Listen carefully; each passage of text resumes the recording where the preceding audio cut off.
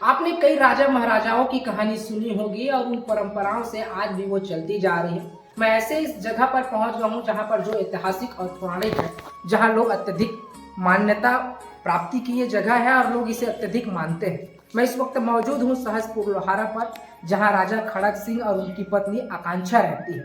ये बावली है और ये बावली की कहानी आपको सुनाने जा रहा हूँ।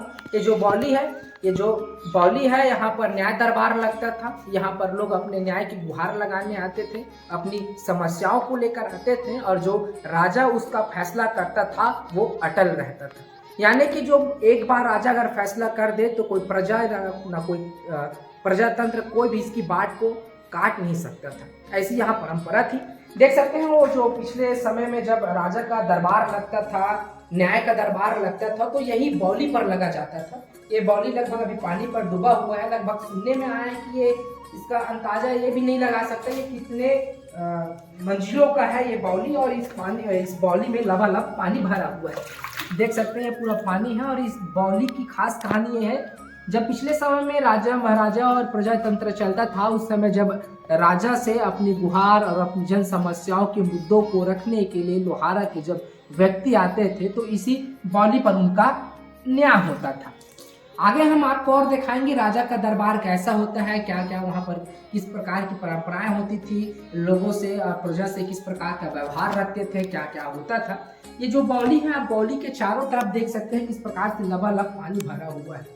जब खड़क सिंह अपनी पत्नी आकांक्षा के साथ जैसे ही भवन के बाहर निकलते हैं, अपने राज बाड़ा से बाहर निकलते, उसके बाद अपने देवता अपने इष्ट की आराधना के लिए पहले भवानी मंदिर आते हैं, फिर राम भगवान की मंदिर आते हैं। देख सकते हैं अभी तो लॉक है क्योंकि ये सुबह सुबह ये खुलता होगा शायद ये मंदिर आरती अर्चना के टाइम। और देख सकते हैं किस प्रकार से मंदिर है, बहुत ही प्राचीन मंदिर है। इसे लोग देखने के लिए दूर दराज से आते हैं और ज़्यादातर उस समय आते हैं जब यहाँ पर दशहरा का पर्व मनाया जाता है, जिस दिन जो राजा होते हैं खड़क सिंह और उनके जो प्रजा रहते हैं और साथ ही साथ उनके साथ और उनके जो सहयोगी रहते हैं, वो सब लोग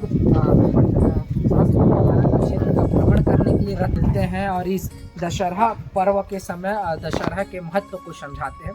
ये पुरानी बिल्डिंग है और इससे पहले और उनके बाड़ा में भी और कुछ मंदिर होगा, ये तो मेरे को पता नहीं। जब मैं बाड़ा के अंदर जाऊंगा, वहाँ घूमूंगा, अंदर देखूंगा तो मेरे को पता चलेगा किस प्रकार से यहाँ पर मंदिर है और कितने कितने मंदिर है, कितने एरिया पर ये मंदिर फैला हुआ है। ये राजा का बाड़ा है और प्राचीन जमाने का जहाँ पर पत्थरों से बनाया हुआ ये भवन टाइप से दिख रहा है। और ये बिल्डिंग देख रहे हैं किस प्रकार से पुराना है, क्योंकि जैसे जैसे पुराना होता है बिल्डिंग और वैसे वैसे उनका जो भी कलर बना है वो झड़ जाता है, तो कहीं ना कहीं वो लोग रिपेयरिंग के माध्यम से कुछ नया करने की कोशिश करते हैं। आइए हम राज बाड़ा की ओर चलते हैं। राजा का महल है जहाँ पर खड़क सिंह और उनकी पत्नी आकांक्षा रहती है। फिलहाल अभी वर्तमान में यहाँ पर नहीं, उनके जो भी दास दासी रहते हैं यही काम करते हैं और यही आसपास के लोग ही काम करते हैं।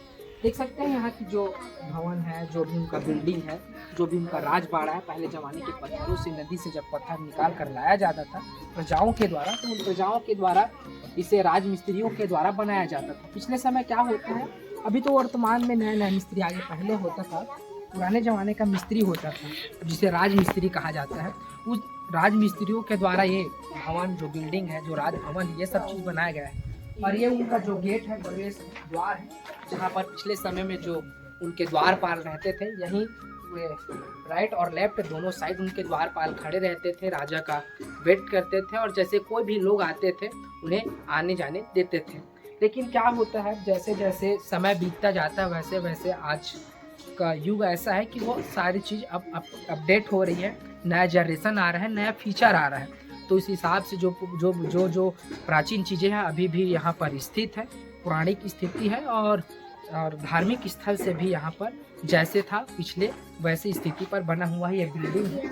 और शायद ऐसे पिछले समय में नहीं होता था, क्योंकि देखकर पता चला है क्योंकि ये शायद पुराना बिल्डिंग नहीं होगा, क्योंकि ये समझ आ रहा है कि ये बना बुनाया है, अभी लगभग 5-10 साल हुआ होगा इस बिल्डिंग को बने हुए, क्योंकि पुराना बिल्डिंग का आकार ऐसा रहता है, पुराना भवन का आकार ऐसा रहता है, पुराना रजवाड़ा ऐसा रहता है।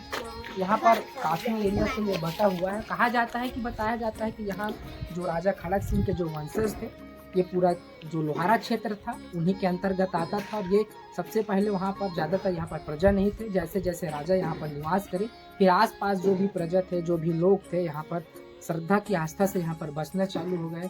राजा ने उन्हें खेती दिया, बाड़े दिया, खेती खार करने के लिए कई जगह दी और निवास करने के लिए भी कई जगह दिया। देख सकते हैं कि चारों तरफ से किस प्रकार से जो ये एरिया बना हुआ है। यहाँ पर भवानी मंदिर है, भगवान राम का मंदिर है और एक साइड बौली है। बौली की कहानी में मैंने बताया था किस प्रकार से वहाँ पर न्याय होता है। जो प्रजा रहते थे अपनी समस्याओं को लेकर जाते थे और उनका जो समस्या का निराकरण उस राजाओं के द्वारा किया जाता था। ये जो एरिया है, सभी एरिया है एक के बाद एक लाइन अटैच है।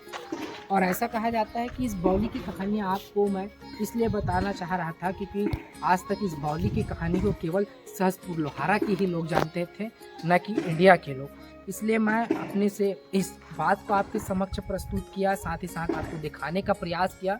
आप भी समझे इस बौली की कहानी और इस सहसपुर का अद्भुत राजवाड़ा की कहानी।